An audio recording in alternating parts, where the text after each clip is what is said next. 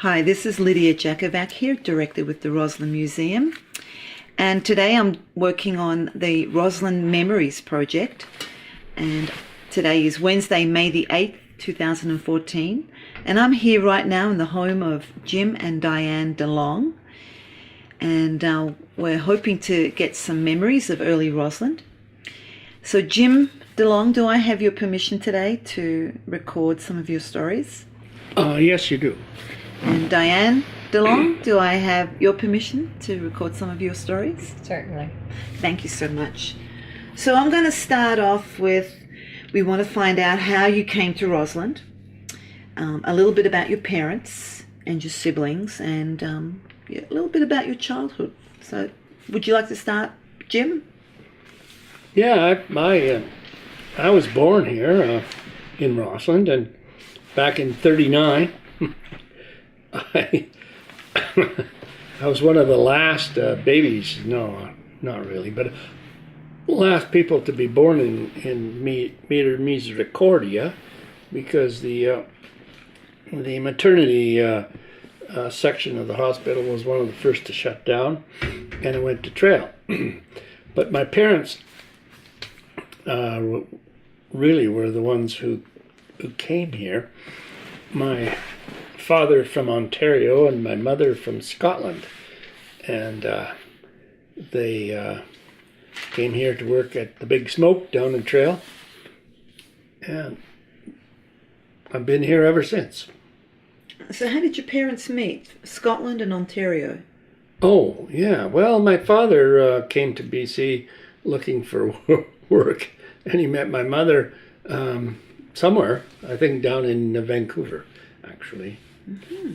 And eventually, they got married and moved to Trail, or Rossland, I should say, back in, before '39. and they had two children, myself and my sister Nancy, and this is where we grew up. And what were the names of your parents? Oh, my dad's name was Harry DeLong, and my mother's name was Helen. Helen Flett, and became Helen DeLong. Okay, so you said you were born here in the Misericordia Hospital? Yes, I was. And did you go to school here in Rossland? I did for part of my schooling, although my mother died when I was quite young in 1946. And so when my father remarried, we shortly thereafter moved to Trail in the early 50s, I guess it was. So I spent my early elementary school days here in Rossland, but I finished school down in Trail. Mm-hmm. So your father, Harry, remarried. What was her name? Yeah. My dad remarried in 1947, I guess, not that long after my mother died, actually. Anyway, he married a lady named Adele Sather, and she also had 3 children, starting in 1948, and Larry, followed by Donald in 1951 or 52, followed by Craig in about 1955, I think. Mm-hmm. And what was school? What was the first school you went to? The first school? Here in Rossland. I'm assuming it was here in Rossland. Yes, McLean School. Yeah. Yes, it was then a great old brick building that looked like it should have lasted forever, but it didn't. It was replaced by an underground school later on. I think even my children had finished school by the time it was built. Anyway, McLean School was one of the my fondest early memories of Rossland because it held a lot of students. In the early years, there were a lot of babies being born in Rossland, so there were a lot of children going to school, and the place was overcrowded. And eventually, McLean School couldn't handle them all, so they built a new high school in Rossland, and the remainder of the children who couldn't go to McLean ended up down in Cook Avenue School. And Cook Avenue was here in Rossland? Yes, it's the Cook Avenue School was on Cook Avenue, down south of Columbia. You mentioned, I think you said underground school. You went to an underground location? No, the McLean School was replaced by an underground school. And did you go to that underground school? No, I didn't. You didn't? No, Okay. my children did. And when you say underground, where was it located? On St. Paul Street. Oh, okay. Okay. Was that in the old drill hole? No, it In was the basement there? no, it's across the street. Across the street. So, Dianne, tell us a little bit about where you were born and your parents and how you came to live in this area. My father came from Ontario. My mother came from the Okanagan. My mother was a nurse. My father had been going to Queen's University, and he ran out of money, and he was in engineering, so he decided to come to Trail to work, which he got a job here. Met my mother. They were married. And what were their names? Amy Smith and John Cooper. Cooper, yes. And they were married in 1933.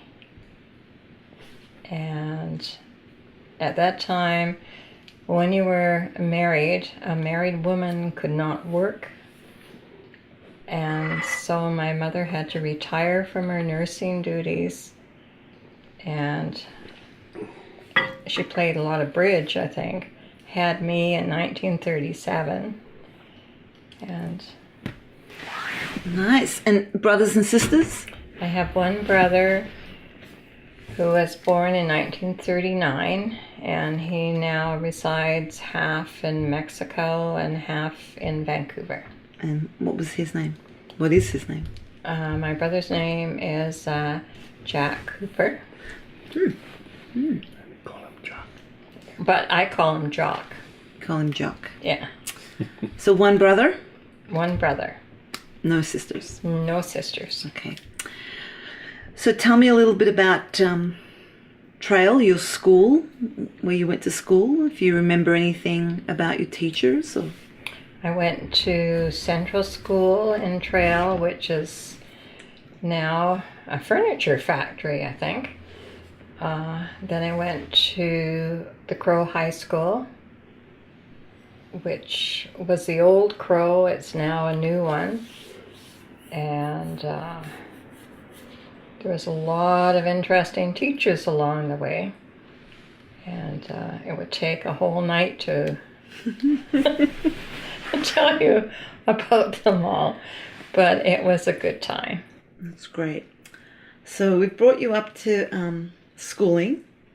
I'm guessing people may want to know how you two met. So who'd like to tell that story? Well, I could give you my version of it. When it came time to go to university, I was talking to Diane's sister, a brother, Jack, whom we call Jock, and he said that he wanted to get a place off campus, and I thought that was a hell of a good idea. So I decided to go down to Vancouver with them to find a place to live. In the meantime, despite the fact that we had been to the same high school, we didn't really know each other. So I was eventually introduced to Dianne by her brother.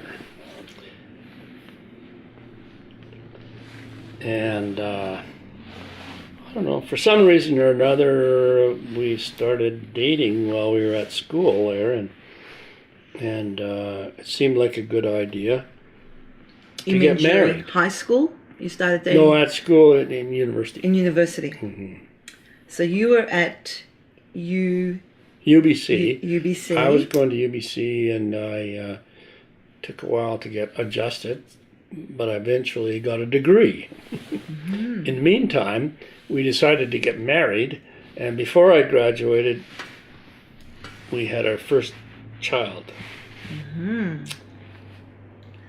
So I'm just trying to think. You went to Vancouver.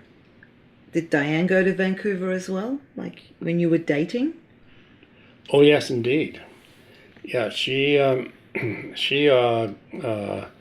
a degree or a diploma, I guess it was, in lab technology, and was actually working for a living by the time we met and eventually married. So she was the breadwinner mm-hmm. in our family for the first few years. And so when you married, where did you get married and where did you move to? Well, we got married here in Trail, and we moved all the way back to Vancouver. Okay. And we had a honeymoon in the Davenport Hotel in Spokane, which lasted all of 2 days, but it was a great time. Nice. When you were growing up, you grew up here in Rossland. Do you remember much about the house that you lived in? And do you know where it was? Do you remember? Yes, yeah, the first house. Well, the first house, not so much. The house I remember most was on Kootenay Avenue. The address was 2222 Kootenay Avenue. And the house is still there. And it doesn't look a heck of a lot like it did when I lived there. But it's in good shape, and it was right below the then railway tracks, and the frequency of the trains that went up and down those tracks from Trail was quite regular. I think it came up at least once or twice a week, and so we had this old steam engine puffing up the grade from Trail, running right past the house, and it was a kind of an interesting event because it was basically right in our backyard, and it made an awful lot of noise. So that house that you lived in, did your parents have it built, or was it already built? No, it was already built when we moved there. Well, we moved there after the war because my father went to overseas in 1943 and came back in 1945, I think it was. He decided that he wanted to live in Rossland, so okay. he got this house, and it served us well. Mm-hmm. Mm-hmm. Dianne, it would be interesting to your side of the story, how you met Jim and got married and dating, and where you went when you were dating, and kind of activities you had here or in Vancouver. Tell us a little bit about that, your early days of courtship. Oh, none of us had very much, neither one of us had very much money, so I think we went to the pub every weekend and watched the submarine races at, where was it? Jericho Beach. Jericho Beach. Wow. Submarine, you'll have to explain what that is. A lot of parked cars at night. Oh, okay. Oh, I see. Yes. So, and how long were you dating before you got married?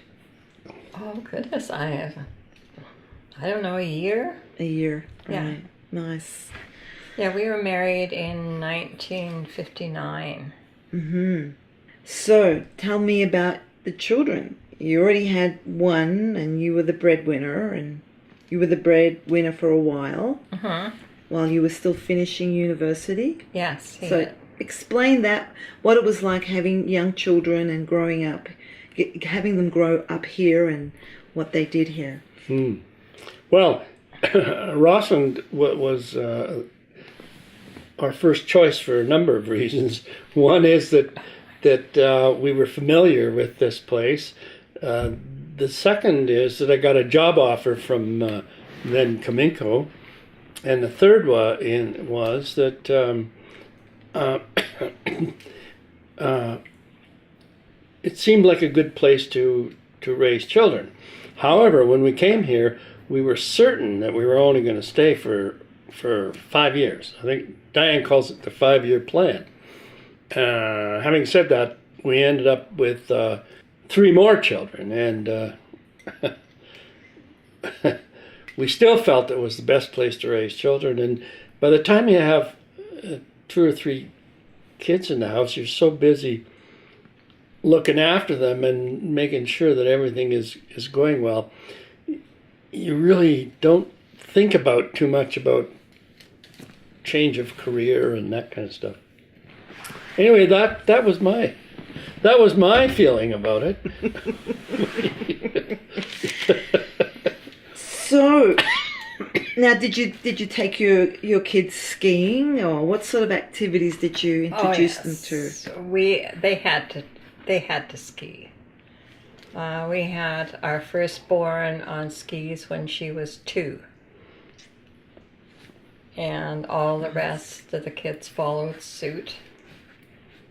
And they ended up being fantastic skiers to this day. And you're talking about Red Mountain, yes, or Crosscountry? No, Red Mountain. Red Mountain. Yeah, downhill skiing.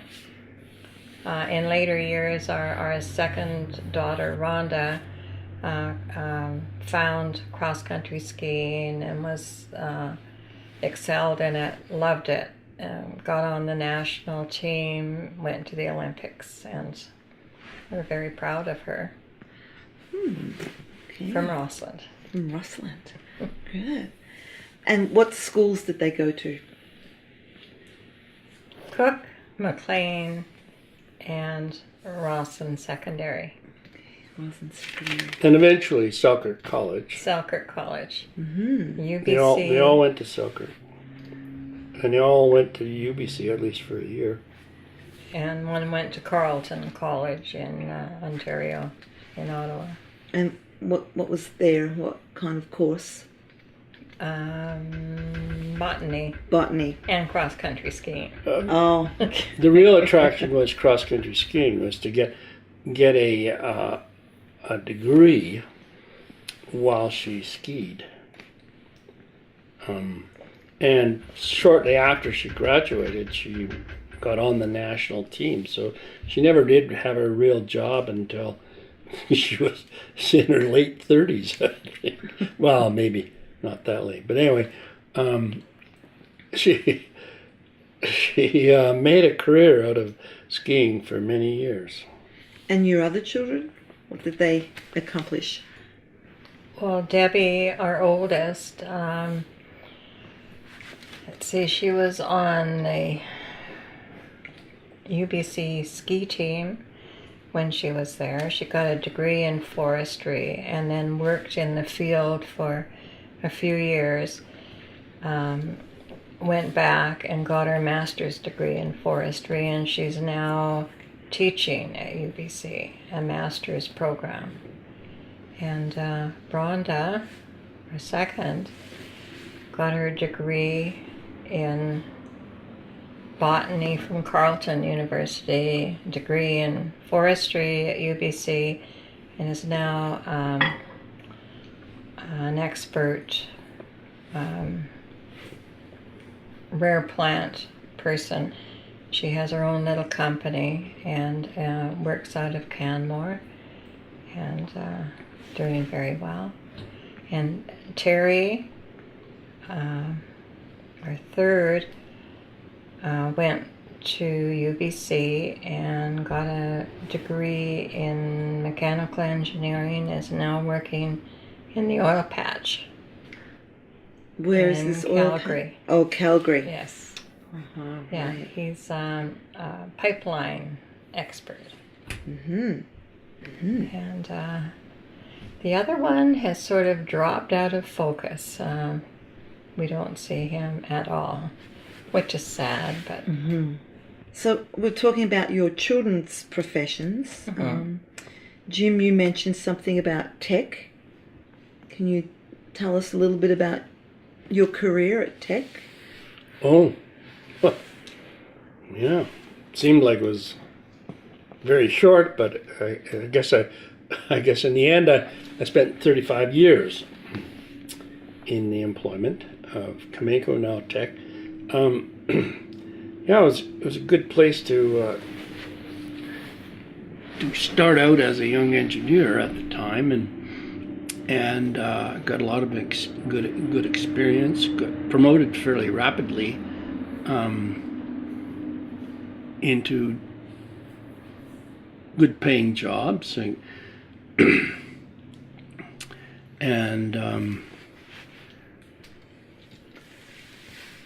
they sent me to England for a year one time, and I worked out of London for most of a year, I guess, because we were going to build a plant similar to what we have here in Drell in England. And sadly, it was in 1974, I think. We were in the throes of putting together this project, and the coal miners went on strike, and North Sea Gas hadn't quite lived up to expectations, so Britain was running out of energy, and the price of power, which we relied on a lot to make this thing viable, just went through the roof, and so the project got cancelled. To make a long story short, or a long story even longer, a couple of years later, Cominco was asked to provide some labor to help the Turks, those Turks who live in Turkey, that is, to start up the plant that had been built by Canadian money. And so I was one of the ones who was asked to go to Turkey. And so I was there for a couple of years, 1 year of which the whole family came over and went to school and lived like the Turks live, which was, for most of them, a really great experience. And we still look at it, as a family, we still look on it as a time that we really enjoyed. The rest of I guess I spent some other time in Vancouver working for Tech, doing getting engineering done down in Vancouver, and the rest of the time I was a project manager in Trail, and it was a good career. So you were involved in designing particular aspects of tech? A lot of the projects I had were from grassroots, starting with concept, design, engineering, procurement, construction. A great many projects ranging from small ones, a few $100,000 up to millions of dollars worth of projects. And so I had I had a great career. I got a lot of good experience, and I still feel pretty good about. What was one of your favourite projects that you completed? Say, for example, the effluent treatment plant, which was a plant that we built, I don't know, in the 80s, I think. Yeah. That collected all the effluents that were going into the river and treated them and made the water pure enough to put it back in the river. So we went from being a major polluter of the Columbia River to a very minor contributor of effluents into the Columbia River in one stroke. That was my favorite because it did something really, really positive. There were a few others that were almost in that league, but that would have to be my favorite. Mm-hmm. And Dianne, you had a degree in something I can't pronounce. Can you just go over what that was and your profession and your work? I was a medical laboratory technologist, and I worked during Jim's later years at university. I worked at St. Paul's Hospital in Vancouver, and latterly I've worked here in Rossland at a funny little clinic that was the only doctor in town when we first came here. And then I went down to Trail and worked in various labs and ended up at Tech in their hygiene lab. Mm-hmm. How many years did you do that? Oh my, I really don't know.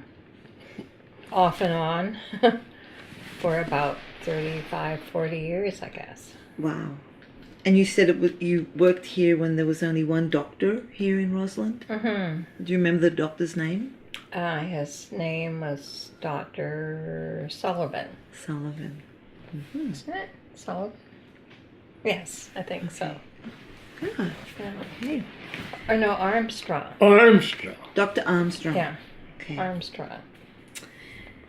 All right. So now we want to take you back to describing for us some early memories of Rossland, because you would have seen some changes over the time. You were here since 1947, did you say?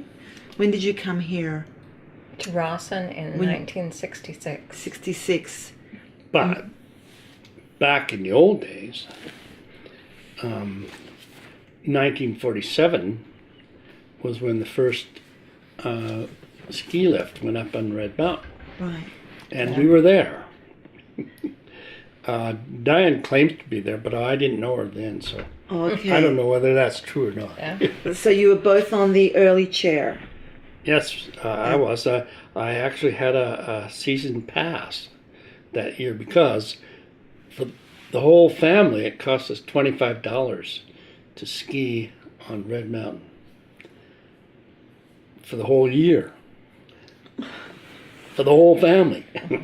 Anyway, that wasn't as nifty as it sounds, because when you went up there skiing, especially on the weekend, it took you at least half hour in the lineup to get on the lift, and the old single chairlift took forever to get to the top. You skied down and you were back in the lineup again. But it was kind of fun. And that old lift has a lot of memories because it was spooky even when it was brand new. And when you say spooky, what do you mean by spooky? Well, spooky means that you never knew what was going to happen. Like the cable came off the shivs every now and then, and the cable one. That was one thing that happened. The other thing is when it stopped, the cable sometimes ran backwards. So you might end up piled up behind your Jim, excuse your me, neighbor. that was never a brand new lift. That lift was an old mining lift that took ore from the mines in the Slocan Valley, up and down to the bottom. That's true, but the towers were new, and the cable was new. And the chairs were brand new because they didn't have chairs to do the sort of things that it was done as a mining lift. So you mean that just the old mining equipment, the motor that was driving the basically the drive and the Yeah. bottom wheel. Right. Yeah. And some of the towers were old mining tripod. Oh, interesting. So was there only one lift in 1947, the single chair? Yeah. That was That was it. And you had to wait in line for half an hour and then... Mm-hmm. And the drive, I remember, was at the top of the lift. The very top. The very top of Red Mountain. Usually they're at the bottom, but this one was at the top. And if the lift started going too fast, the braking system on it, there wasn't any. Like, there wasn't a safety thing. So what they had to do was take a big board and stick it in what was it, the bull wheel? The bull wheel. At the bottom to stop the chair. He would throw this big 2x4 or whatever it was, piece of wood, and stop it and run to get out of the way in case it disintegrated. So were there any accidents? Like, Oh yeah, Well, there were a number of them, but none of them were serious. Not or serious. fatal or anything like that. No. anything where you had to get people out of the chairs, or it would all come back down again after it was stopped? Well, it was quite close to the ground, so basically if it was really bad, you jumped off. Yeah, if it stopped for close to very the long, ground. you Yeah. just jumped off. So how far off the ground was it? I don't know, but not more than 15 feet Okay. at any point. Okay. In fact, they had to dig out a number of the places when there was a lot of snow because it was too close to the Too ground. close to the ground. Interesting. The second lift was a rope tow, which was very, very modern, but equally spooky because people got caught up in the drive wheel of that thing quite frequently. Well, the rope turned as it went up the hill. The rope itself was Twisted. turning, and if you were a young child with a big scarf on, the scarf would get caught up on the rope, turn around in the rope, and the kid was there. He couldn't get off, and there was no safety procedures in those days to stop this thing. Oh my goodness. So he would have to go around the end, but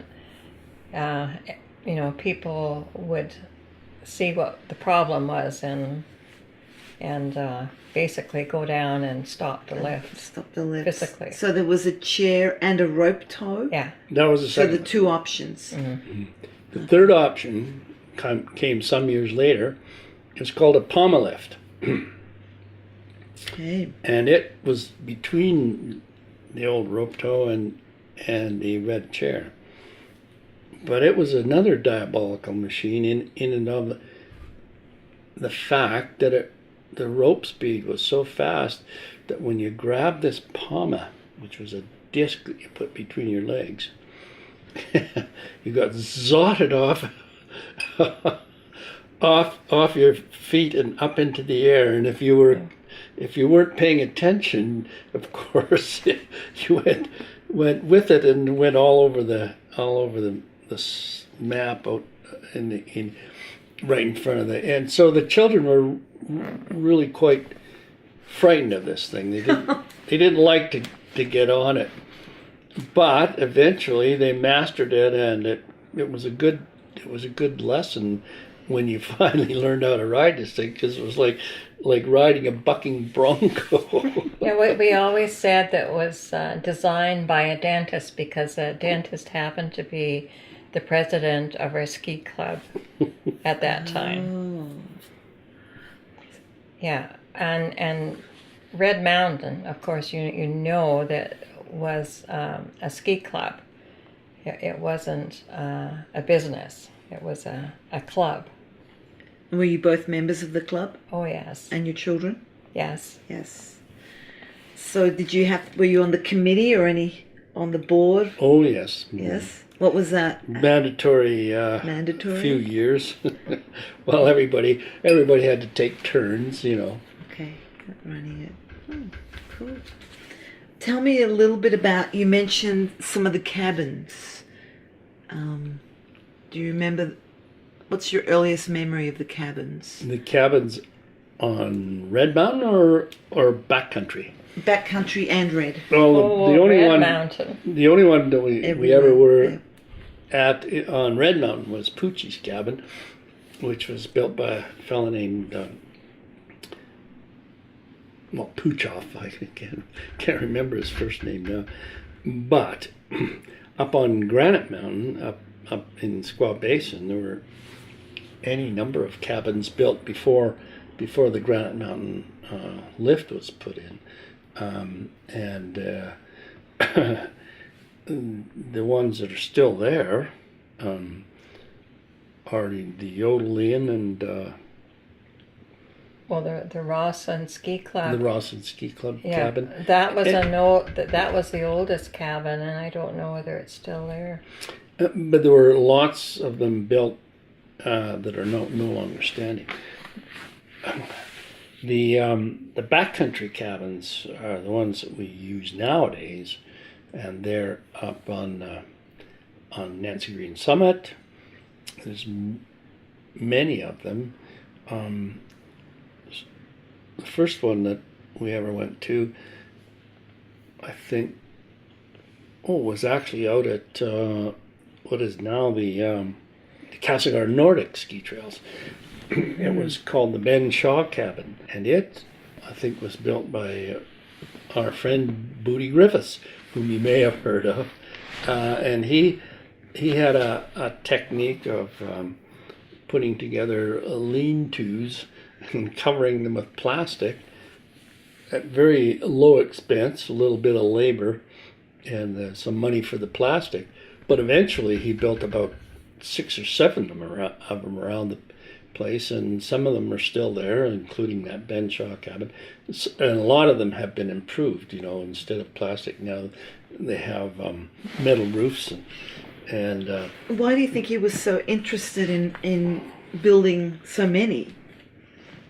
I don't know, he was a pretty hyper guy. He was active, and he also had the the fortunate of being a ski dealer. And when he sold his downhill ski business, he's selling alpine gear, he opened a cross-country ski business. So he migrated from downhill skiing into cross-country skiing. And of course, the more people he got out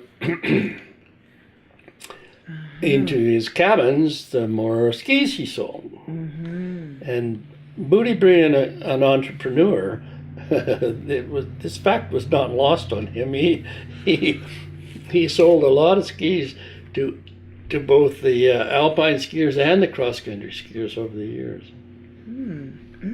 But he started off as a person who would fix skis in the ski lodge. He had a little ski shop, and at that time we all had skis with metal edges, wooden skis with with screws in them, and the screws would always come out, and you would have to go to Booty to get them screws put back in again so that you could go ski and turn properly.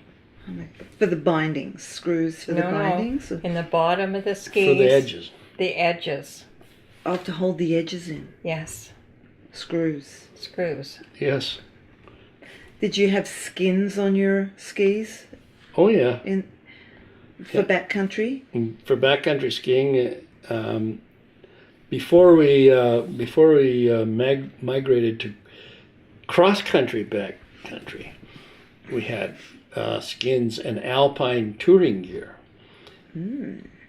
So you needed heavy alpine skis, heavy alpine boots, but if you struggled your way up to the top of the mountain, you had a nice ski down.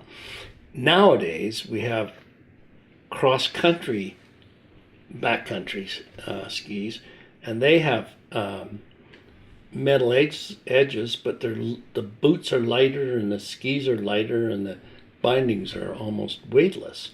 So it's a lot nicer on the way up, but not so nice on the way down. So what are your memories of Blackjack? You mentioned skiing at Blackjack. Yeah, memories. Well, since we started the Blackjack Ski Club.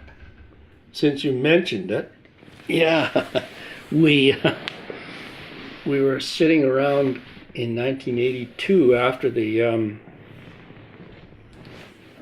had hosted the BC Winter Games. And this track had been built specifically for the BC Winter Games, and it was a 5-kilometer track going out Gibberts and coming back on what is now the Geldas Trail.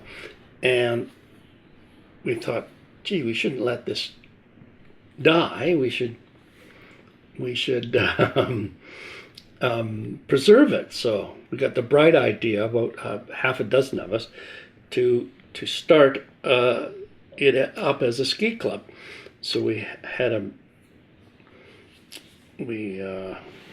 each put in $5, I think it was, and we well, that was just to buy us an ad in the paper and rent the place and ask anybody who was interested to come to a meeting to start a brand new cross-country ski club. And so, I don't know, there was 20 or so people showed up at this club or at this meeting, and we decided, yeah, we had enough to go ahead. So we started, and we had to borrow a snowmobile to set the track, and we had to just use what we had left over from the games. But during that first year, we got enough people together and managed to spring some money out of one of the local doctors. Name was Roger Crisfield, since passed away. He bought us a snowmobile, a big one, and so we could use it as a track setter. Wow. And at that first meeting, they elected me chairman, so I was actually the first president of the Blackjack Ski Club. Very good. And the rest is history. It expanded rather phenomenally after that, mostly because it's a lot easier and less expensive to get into cross-country skiing than it is into alpine skiing. Yeah, it's a better workout. And some people prefer it. I mean, there's still a lot more people up on Red Mountain than there are at Blackjack. Right. But it was 30-odd years ago now. I think, Dianne, you mentioned something about the housewives, the Babysitters Club. Oh, yes. That was in the very late 60s, early 70s. There was a group of my friends. We all had small children, and we weren't working at the time, and we loved to ski.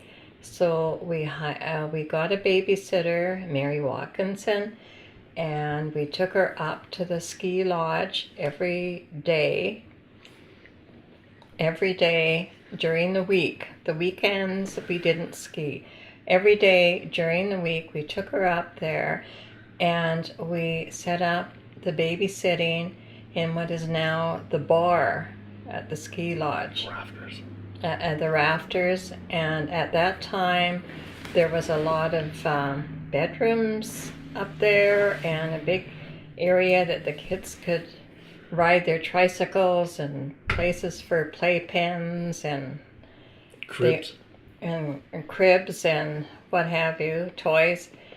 The only criteria was that Mary insisted that we came back at noon to feed our children and then we could go skiing again. And this is what we did, 5 days a week, all winter long. And And was it was she great. paid? Oh yes, we paid You her. paid her. Yes.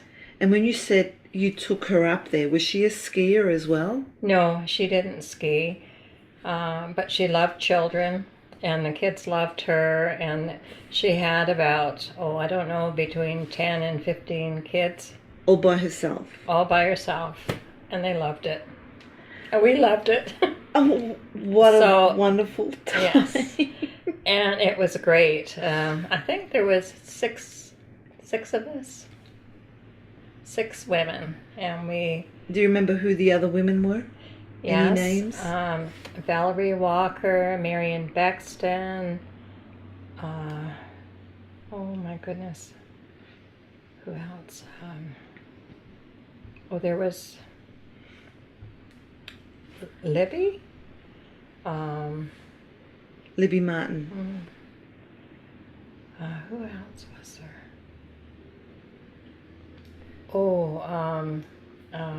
Jane Lee, Karen Lee's mom, who was Olympian.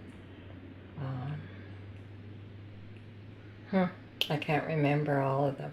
What a wonderful time. Anyway, there's a lot of guys around now that decided that when they die, they'd like to come back as a Rossland housewife because we had it great.